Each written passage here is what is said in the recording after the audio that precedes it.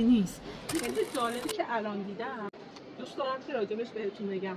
توی طراحی بسته‌بندی مهمه که شما بدونید وقتی بسته‌بندی قراره تو شعر قرار بگیره از فاصله یه دور لوگو و برند شما باید داد بزنید، اسم محصول باید داد بزنه تا من مشتری بیام سمتش برش دارم.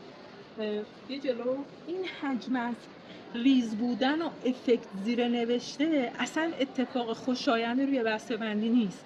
یعنی اینو من الان توی این فاصله نزدیک که گرفتم یکم داره، حتی اینم به نظرم سخت داره خونده میشه. وقتی اینو میذارمش توی شعر از دور الان شما میتونی اینو بخونی، به خدا که اگه بتونی این نوشته رو بخونی. فقط بسته‌بندی نباید توی مانیتورمون قشنگ باشه، حتی توی این سایز بزرگش هم به خاطر افکتای زیادی که زیر نوشته هست، استروک و اون ارزم به حضورتون سایه باعث میشه که این خطای دید ایجاد میکنه و راحت خونده نمیشه.